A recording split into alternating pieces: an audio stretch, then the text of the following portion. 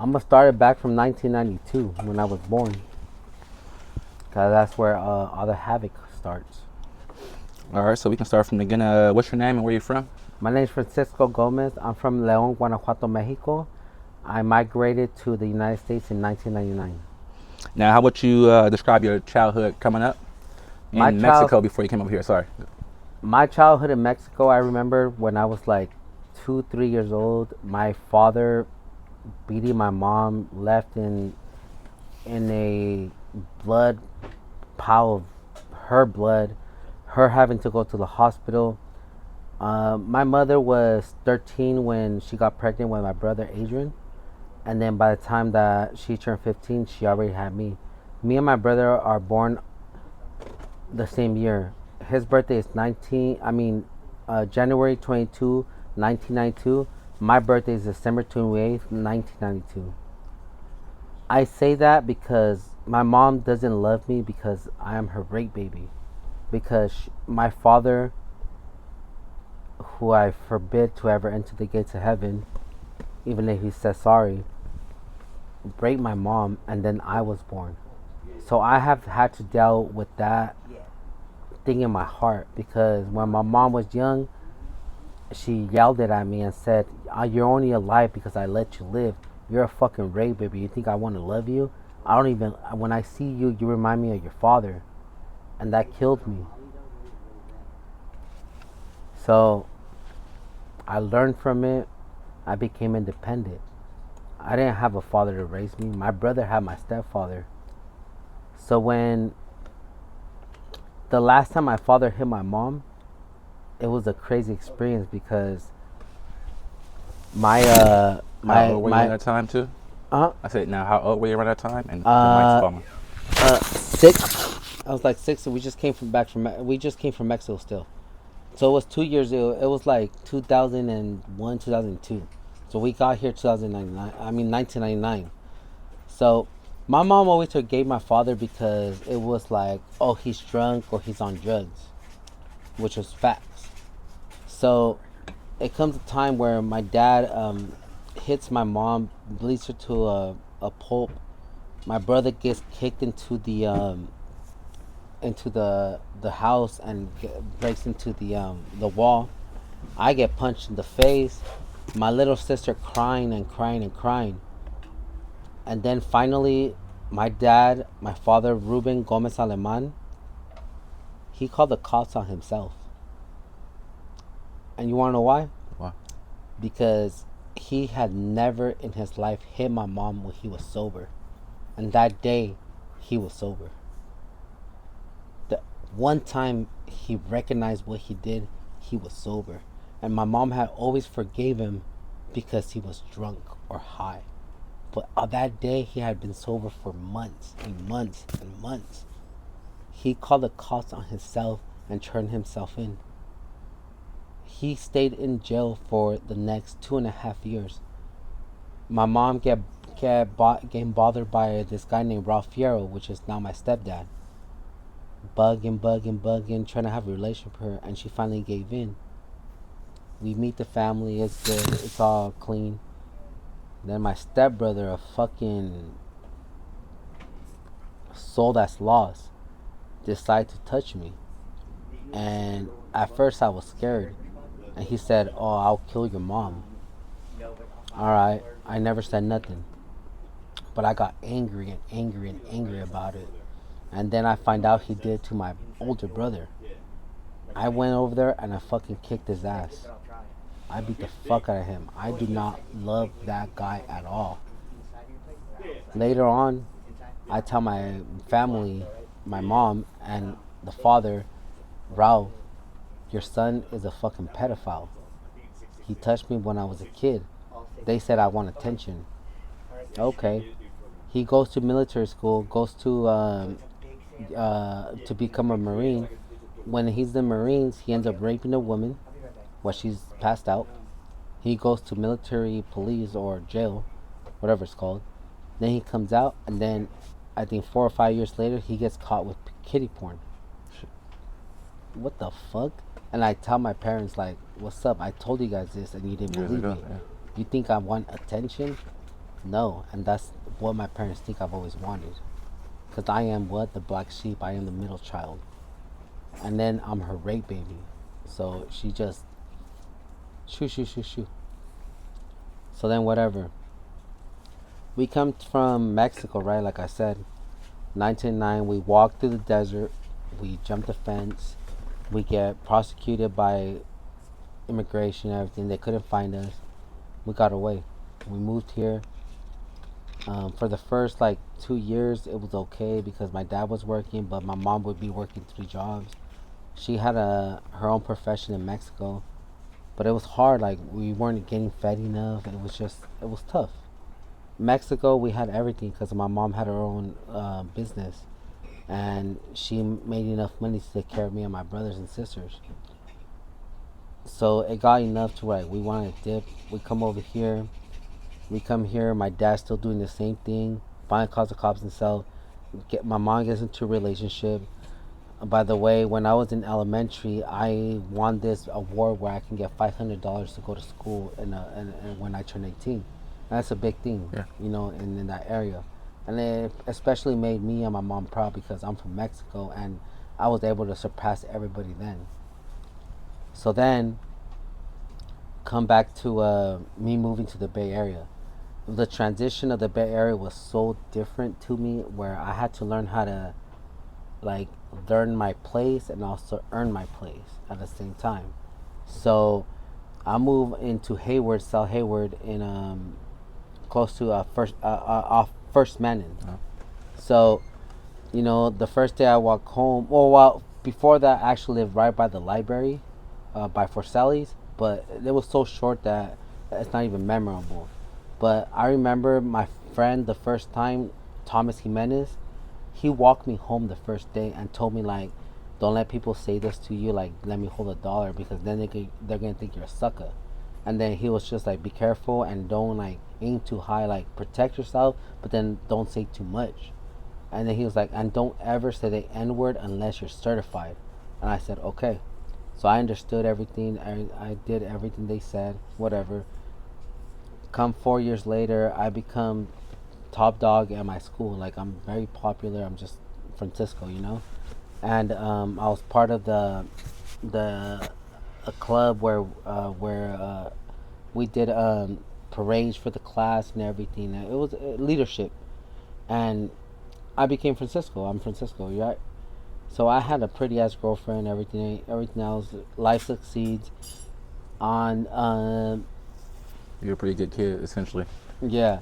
So on December or even December.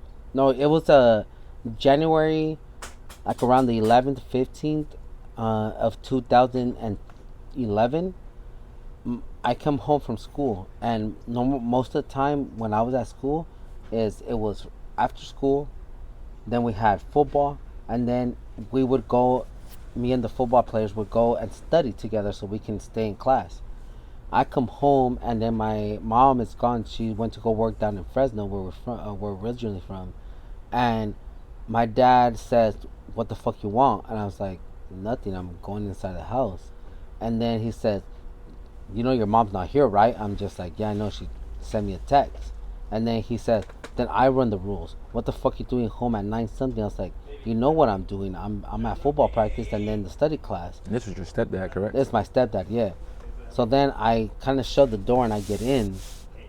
So then I have my phone on me, which I pay for already. He comes into a room pounding. He's like, "Who the fuck you think you're out there?" I'm just like, I was like, "Bruh, go call my mom and worry about your wife. Don't worry about me. I'm not your son." So then he comes over and he pounds me in the face. And I'm just seeing stars. Like hella hard. Even till right now, no one has hit me that hard. And how old were you at this time? I was a senior. I was a senior in high school, so I just had turned 18 December 28th. I graduated 2011, so I turned 18 in 2010. So I was already 18 when he did that. Okay. So that's why he did it, because beforehand he never did that. He felt like you was an adult, so he Yep. could. So I'm an adult. So he hit me, and I blacked out, and I was just like, "All right, it's good." I go ahead and get on the phone with mom. I was like, "Hey, come get your fucking husband before I kill him." real talk, come get your husband, because you know what he just did? He hit me harder than your own fucking husband that you had before him hit me. He knocked me the fuck out, and he thinks it's funny. Get me before I kill him with a fucking knife or call the cops right now. My mom calls my dad like within a second and says, "Why the fuck did you put hands on my son? I would kill anyone that put hands on my son." And she was like, she canceled everything she was doing and she drove right the fuck back. I ended up leaving that day. Ralph changed the whole story around saying that I came home drunk. I didn't even start drinking until I was 21. What the fuck? Fucking liar, bigot, bruh. Dude, like. So then she comes back. I already took my stuff. He's like, if you don't like the fucking rules, get the fuck out of my house. You're supposed to come out of school after 3:45. I was like, dude, I have football practice, I have tutoring, and I have this and that. I come home every single day at the same time. He said, if you don't like the rules, get the fuck out of the house. So then that's when I told my mom again. I was like, and by the way, your husband just kicked me out of the house. You can clip it to your therapy. Your husband just kicked me out of the house. And she was like, where are you going to go? I'm just like, I don't know. Go ask your husband to find me because you left me under his protection and look what he just did. She drives all the way back. I don't answer for months. I stayed on top of my high school for like about 3 days. I was dating this girl named Isabella Kaleo. When I was dating her, she kept wondering why, like, when I walk home, she drove by me and I didn't go into the apartment. And then I would be like, hey, I can't talk to you on the phone because my phone's I can't charge it while it's on the thing. It's because I was living on top of the high school. So one day, finally, her and her mom followed me to see what I was doing. And then when I acted like I went into my house, where they know where I live, then I came right back out and I started walking. But they were waiting in the corner. So then I was walking, and then they saw me jump the fence, and they said, Francisco, and I was just like, fuck. And then I got caught being homeless. So then I got invited to go live with my girlfriend, Isabella, for a year and a half. More than half the year, until I graduated. And let's move 10 years forward. I buy a restaurant, I do all this and that. My visa expires in 2022. Or 2021. I have a son named Benjamin. My baby mama, I don't know why she's mad, but it's just been so hectic since then. Like, I have lost my job. I studied to become a financial advisor. I passed my Series 6, 6, 3, 7, everything. Life and insurance, casualty. I have passed every test to become that person, even though I didn't go to college. So I'm at that point where, like, I can't become a resident nor a citizen because there's no money. But I also can't work because the government won't let me work. So it's crazy. Like, I'm stuck in the middle. Like, if I get deported to Mexico, I have to ask for asylum, because over there I'm gonna get kidnapped, I'm gonna get killed. They're gonna say, send me $1,000 for one thumb of your son until they kill me. And that's what I'm worried about. Like, I've been progressing. I have done everything I could. I have a son named Benjamin Noah Gomez. Benjamin Noah Flores Gomez, last name Gomez.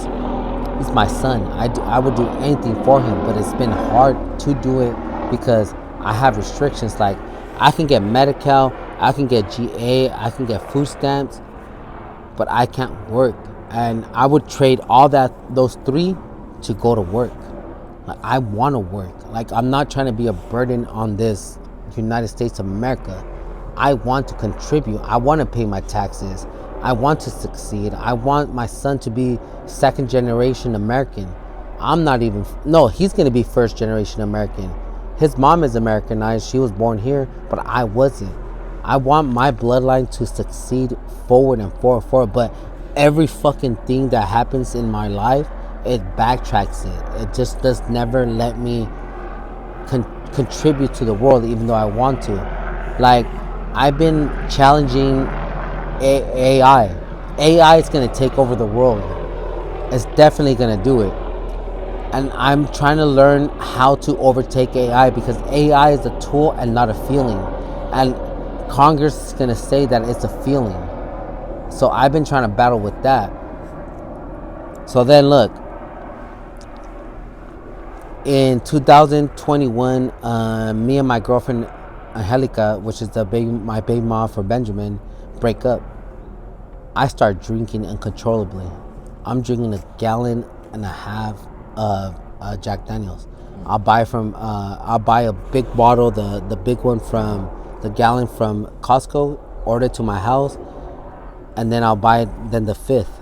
At that time, how were you like supporting it? How were you getting money and stuff like that too? Oh, yeah, let me say that because this is crazy. I had a sugar mama. I wasn't working. I had a sugar mama named Beep Beep Beep.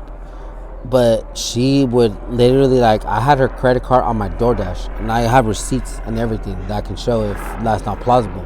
But I was ordering the 32 ounce, the big gallon, drinking that, changing that with beer, watching anime.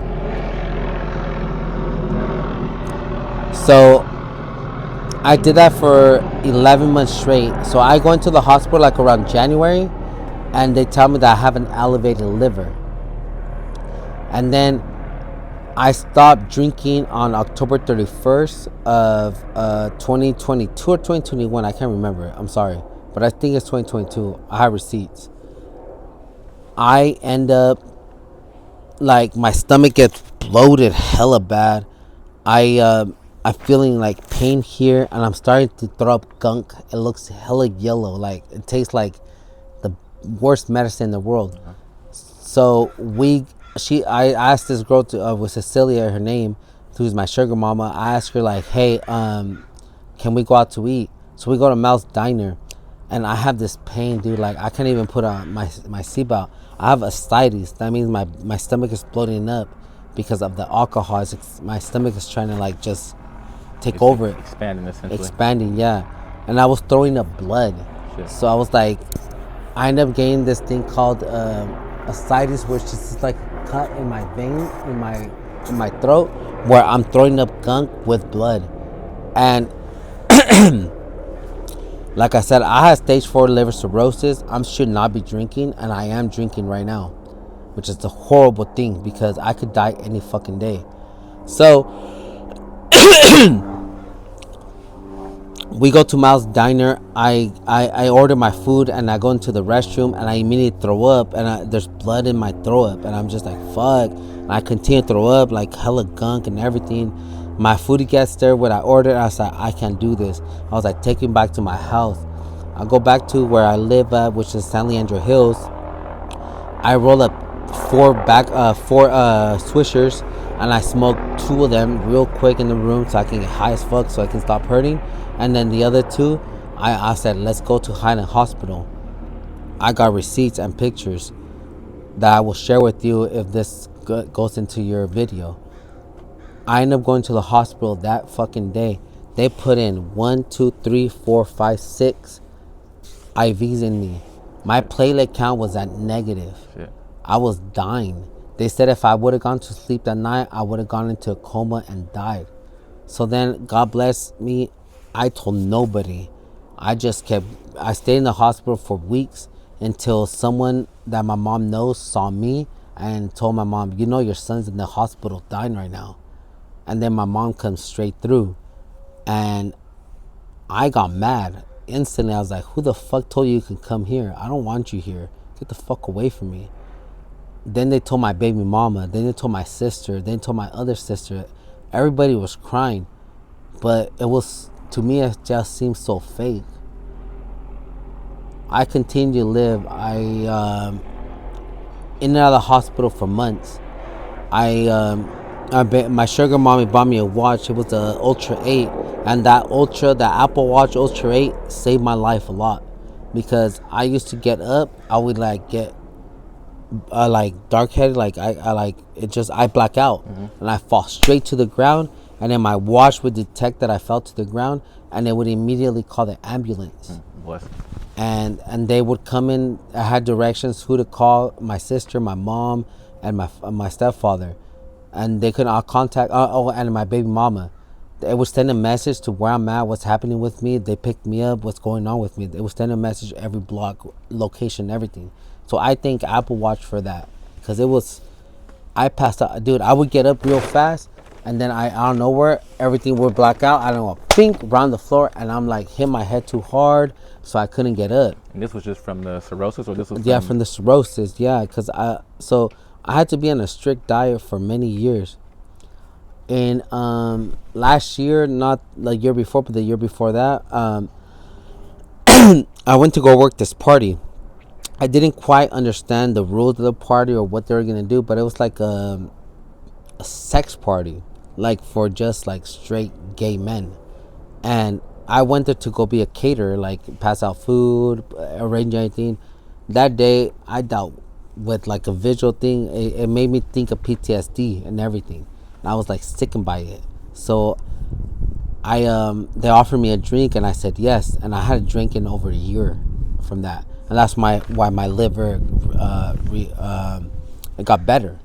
So I ended up drinking a drink, and then after that drink, I drank another drink and another drink, and then I stopped drinking again for maybe like a month and a half, and then something pissed me off that I don't remember what it was, so I started drinking again, and then since then I went drinking where I lost my girlfriend that I had, I lost my cats that I had, I lost everything. So then I entered myself into a program at Options in Berkeley. I go into that program. I have been non-sober for over like 10 months, and then they offer me a program where I come sober.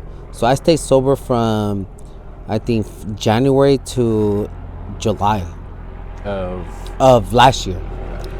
So I meet this guy at this program named Matthew. Matthew, he was the last person I asked for employment. Like, I went to go ask every Latino there. I don't know if I'm being, what's that word? Not racist, but like I was picking Latinos in front of the white people or the blacks. I was just like going straight to Latinos. Like, hey, do you want to come work? Do you want to come work? They all said no. Like, what? I'm like, what? I gave y'all a chance. And then I go to the blacks. I'm just like, hey, yeah, I want some work now. No, I got work tomorrow myself. And they did have work themselves. Then the last person I imagined to ask was the white dude Matthew. God bless his soul. He says, where and when and now. I'm just like, it's right now. Go get dressed. Let's go. Dude, I befriended him so fast. Hella cool guy, man. Matthew. God bless his soul. I miss you. I ended up making him my business partner for a moving company. He used to use what's that drug, fentanyl, and he ended up like overdosing one time over it, and he ended up like he got to live. Oh, okay. Yeah, but then he used to sell the drugs himself, and there's even a posting that I can also send you the link, where he gets arrested and they make him like the drug dealer of the Centra over there in Sonoma County or something like that. I can send you the link. So then I meet him at the what's it called, the sober living home, and I befriend him after that job. We went to go do that job. We did it hella quick. We got paid good, and then from then I just kept getting us work. The place that I was staying at, they got angry about that, because they're saying that I'm only bringing myself down, but everybody down, because in the program you're supposed to be okay and deal with everything and not work. But we have bills to pay. Like, I have a son, and they were tripping.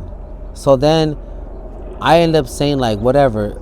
So then one night it comes to like, I'm taking 5 to 6 different people into work, and one of the assistant house managers says, I'm bringing everybody down with me. What the fuck is wrong with you? So then I get into that relapse mode where, oh my fucking God, if I don't leave this place right now, I'm gonna go to jail. So I left and I went to go drink, and I hadn't drank in so long. After that drink, I kept having another one. But I last June, the end of June, I ended up renting an apartment in Alameda after that incident. Right after that incident. I moved within the 2 next days. So I ended up moving to this resident here in Alameda.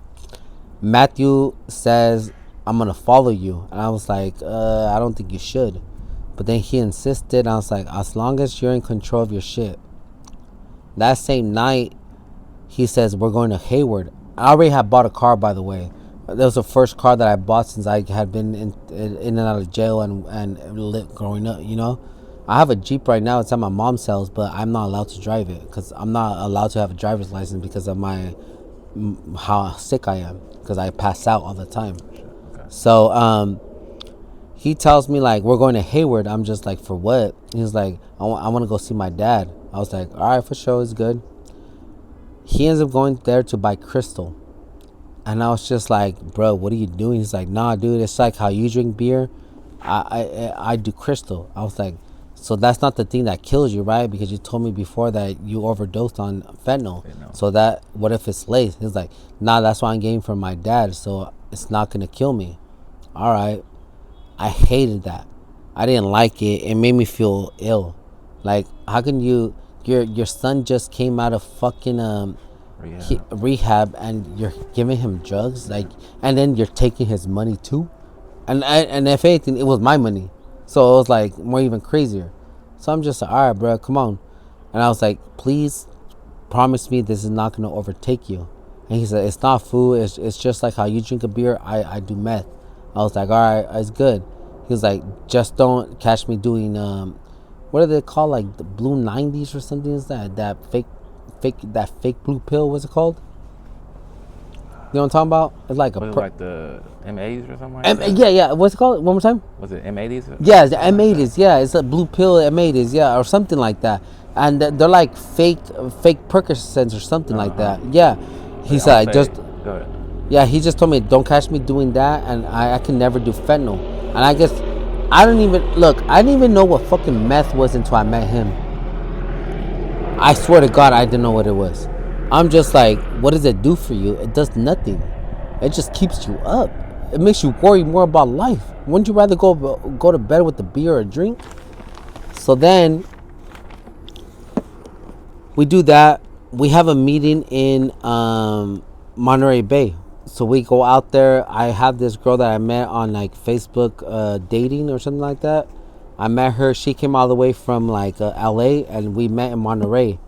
We ended up all chilling. He's doing his meth and everything, and whatever. We have a good time. We drink, we everything. Then we head back, but he says he wants to stop by SF, and he's trying to get some more math problems, is what I call it. I call speed math problem because it's math, but it's math problem because it makes you think more. Huh. So anyway, he says, let's pass by here. He says, hey bro, you can get hella bitches. Go get that female over there and tell her to come smoke with us. I ended up going over there. Her name is Heather, but they call her Little in the city. I said, hey, you want to go smoke and chill? Get some chips, get some food, whatever. And she was like, who you with? I was like, I'm with my boy Matthew. I was like, I don't think this is some suspicious shit. Let's go right there by Treasure Island and we all chill. And she was like, yeah, for sure. She ends up staying with us for a whole fucking month. Like, for sure. And I to this day, I love Heather. She's a good ass woman. Me and her saved Matthew's life 3 times. So after everything, we're all hanging out. We're at my place in Alameda. Matthew one day decides to be creative and hits her fentanyl. And then I'm coming from the restroom, and then I see him doing this. He's just like this. He goes like this. He's burning on the aluminum, and he goes like this. Back. And I'm just like, Matthew. And then I go, Matthew. And then I go, Matthew. And then I start doing this. And I go, Heather. And she was like, what? I was like, what's wrong with Matthew? What did he just do? And I was like, I don't know. I just came in. He started falling back. So he was like, go get cold water. I'm like, okay. So I go get a water bottle of water. I spray on his face because she said that he's going into, like, he's passing out, like he's dying. I was like, then what I do? I threw too much water on him. So then I throw him on the floor, and I'm like, here, hey Siri, how do I do CPR? So I just start thinking about what I seen in movies. So I start pumping on his heart, pumping on his heart, breathing into his nose, pumping. He comes back to life. And then Heather is running out because I already had like water on my phone. So she's trying to call 911 because she can't find her phone. So then she runs out to the streets, yells at the neighbors, like, please call 911, please call 911. I need Narcan. Bruh, I'm over there pumping, breathing.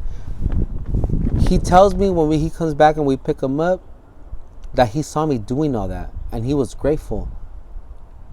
But how grateful was it that he went and did it again and left the letter? That shit killed me, man. Like, yeah, after that, I saved his life once. He did it again in front of Heather. Did it a second time in front of Heather.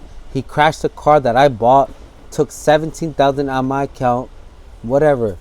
He hits me up in December, apologizing, saying, and I got receipts. He said, hey, Frisco, how are you? I was like, who's this? He was like, this is Mateo.